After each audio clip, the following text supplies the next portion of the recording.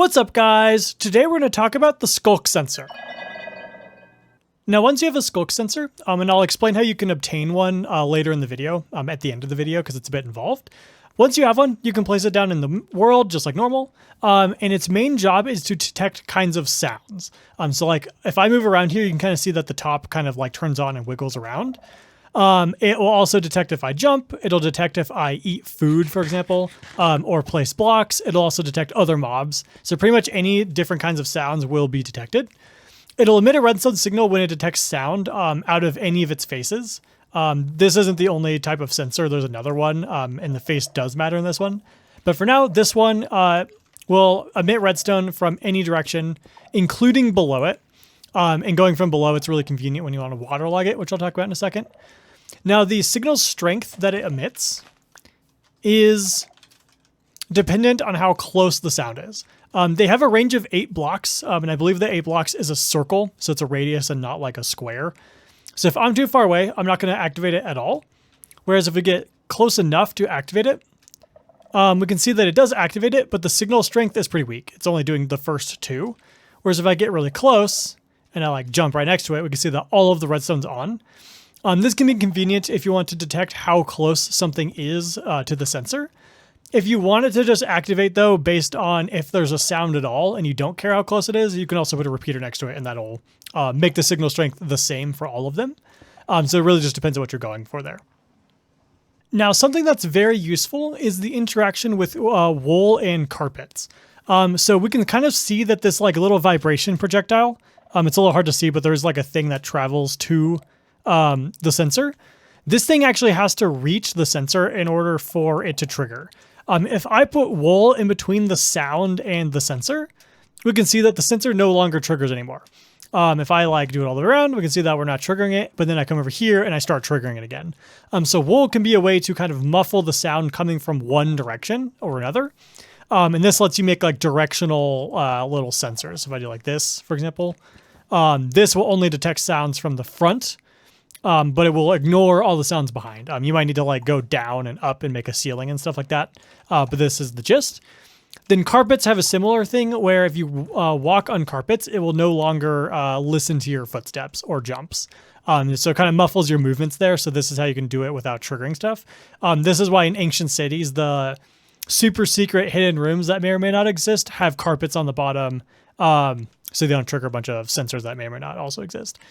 Now, something that's very convenient is a Sculk sensor can be waterlogged, and that means just placing water on the block itself in order to muffle the sound that it makes when it detects a sound. If you waterlog it, you can grab the redstone signal from below, and the water won't come down and destroy your redstone. And we can see, though, that if I'm quiet, we can't hear the vibration of the Sculk sensor anymore, even though I'm still triggering it. This is really convenient if you're trying to make hidden something. So like a hidden door in your house or like a hidden combination lock that uses a Sculk sensor, but you don't want to give away the fact that it uses a Sculk sensor at all, because that itself is a hint. And people might start making noises to see if it triggers something. So this is a way that you can hide the noise, or if it's just annoying. I find it kind of annoying, so I just like to muffle it anyways. So this is how you can do that. Now, just as useful is Amethyst blocks allow you to transmit signals a significantly longer distance. So if I trigger this one down here, we can actually trigger this all the way up the hill until it reaches the redstone lamp, even though this one up here is way too far away to listen to anything I'm doing. The reason that this works is because the Amethyst block, if it's adjacent to a Sculk sensor, will re-emit the exact same vibration that the Sculk sensor next to it received. So basically, like I jump and I send a jump vibration to the Sculk sensor. This Amethyst block is going to then re-emit a jump vibration, which then can be read by other Sculk sensors in the vicinity. So in this case, this one reads it, and then this one re-emits the jump signal again. That one reads it, then this one emits it, reads, emits, so on and so forth until it reaches where I'm trying to go. So this is how you can travel significantly longer distances, even though the Sculk sensors can't listen to a huge distance. I will say one limitation of this is that because Sculk sensors get activated with every sound, you might have to make like a wool tunnel or something in order for the environment not to trigger your entire chain of stuff. So you can make a wool tunnel in order to isolate it like that, like kind of like a audio cable or something. All right, so now we're going to get into the meat of the sensors. This will unlock a lot of extra stuff you can do. So you can read Sculk sensors with comparators. I think with all comparators, you can put like an opaque block and then the comparator, and it will work the same way.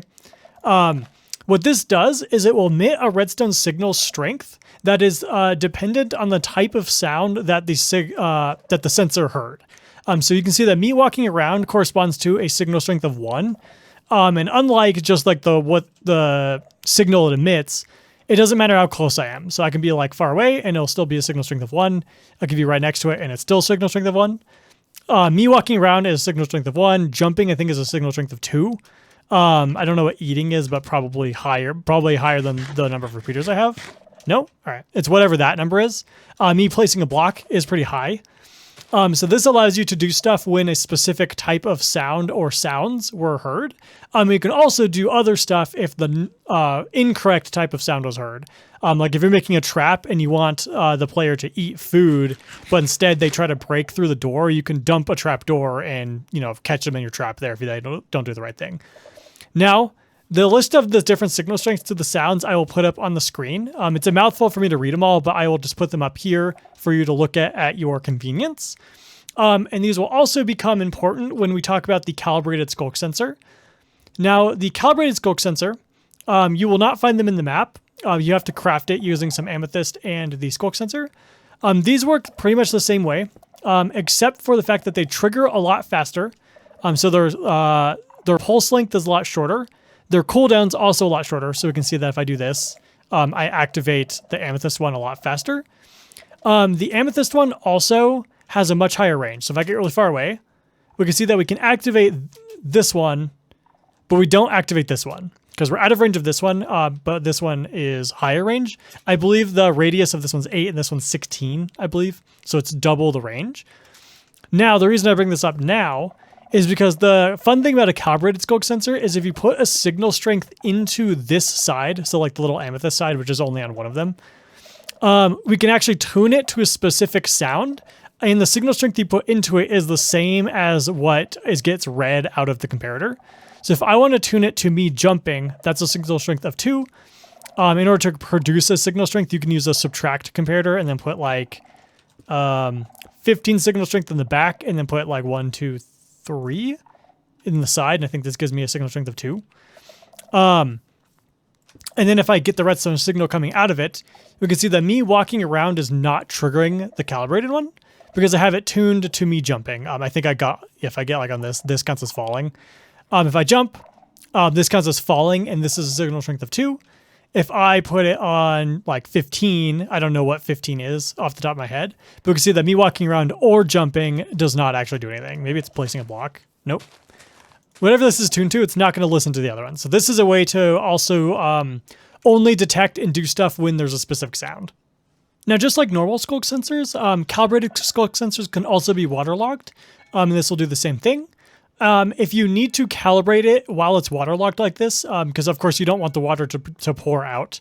If you get rid of this, it'll pour out. Oh, I shouldn't have done that. Massive ecological damage. Okay.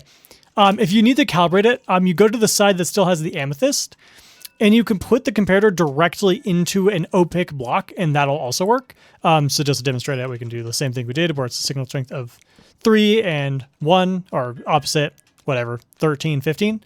We can see that me walking around isn't activating it, but me jumping does. So this will work the same way, and that's just because you can power this block, which then powers the calibration side. And likewise, you can grab the signal from under it. Now, the Amethyst block also works the exact same way with the calibrated Sculk sensors. The increased range of the calibrated ones, though, allow you to put them a lot further apart and still do what you want to do, though. Now, if you've tried to use a Sculk sensor to like open a door or something, you might have noticed that it's super annoying if you just attach the sensor directly to your door. So I have a piston door, which it's inverted because we closed is when they're on. And then I just attach this directly to the Sculk sensor. Repeater because I want it to detect all sounds regardless of how far away it is. We can see that if I'm continuously walking around, the door still opens and closes a bunch of times. And that's super annoying. We don't really want to do that. We'd rather have it on as we're walking and then only close when you've stood still for a long time. As a side note, the wool here is to block the sound of the piston because the pistons will activate the sensor and it will just go on forever if you don't block it like that. So in order to actually make it where it's open, it doesn't just like open and close regardless of what we're doing, I can recommend using a pulse extender. Now I have a video where I explain how to make one of these and what they do in more detail. But real quick, a pulse extender can be made by putting some repeaters on max length into opaque blocks. And then we do another one, we do another one, and I think I'll do 4 blocks. And then we can take this signal and put it into this thing. And then what we want to do is put redstone dust next to all of the blocks. In order to make it go faster, this will work, but in order to make it trigger faster, we can also put a repeater on delay 1 that also goes into this signal. You can see that when I activate the Sculk sensor, it'll keep this signal on for much longer. And then we can attach it to our door. So now, if I walk around continuously, we can see that the door stays open, and then I can walk through it comfortably without having to like run while it's open. And then only when I stop or moving or go out of range of the sensor, the doors will close. I went out of range of the sensor because I went behind the wall. So now I can't open it without a lever or something. But if I'm over here, it'll open again, and then I'll stop, and it will turn off after a few seconds. So this is how you can make this a little bit more palpable. Using a pulse extender like this, and this goes for a lot of things, like if you're trying to make a timer or something, using a pulse extender is very useful so you don't end up like having it turn off and on, given that the Sculk sensor itself doesn't stay on continuously, and that can be annoying. In order to get a Sculk sensor, you're going to need to be able to find an ancient city. Ancient cities spawn at a wide level of -50. I'm not sure if there's an easy way to find them without using commands or something. Like, I'm not sure if there's a way, such as the Eyes of Ender for the Stronghold, to find them easily, other than just making a giant strip mine. So be prepared to spend a bit of time there. If you don't mind using cheats, you can do the locate command, where you can do locate, structure, and then ancient city. And it will tell you the Z and X coordinates, and then the Y coordinates -50. And this will show you where one of them are, and then you can use the TP command like normal. In order to actually grab the Sculk sensors, you're going to need a Silk Touch tool of some kind.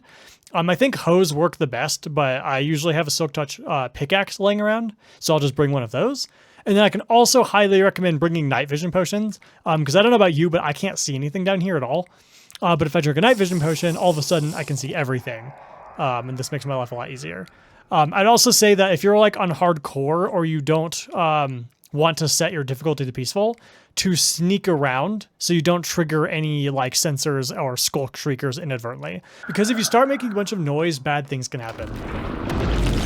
Now, in order to actually get the Sculk sensors, you can use your Silk Touch tool and mine it like normal, just like any other block. I'd also recommend grabbing a few of them just in case you want more than one.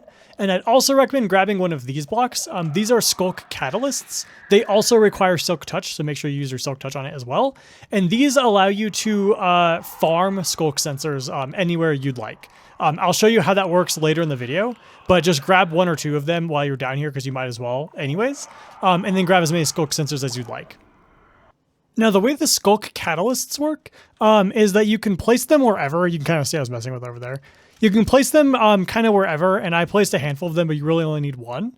And what will happen is they will spread these Sculk blocks when you kill stuff that drops XP. Now, the Sculk sensors have a chance to spawn on top of these Sculk blocks when you do this. It claims 9%, but I find that it takes a lot longer than that. But this is all you have to do. It'll spread to nearby blocks, so you have to do it within range of a Sculk block or the Sculk catalyst. But it will do this, and then you just have to kill them enough times in order to have one of the Sculk sensors drop, which I'm trying to have it drop right now.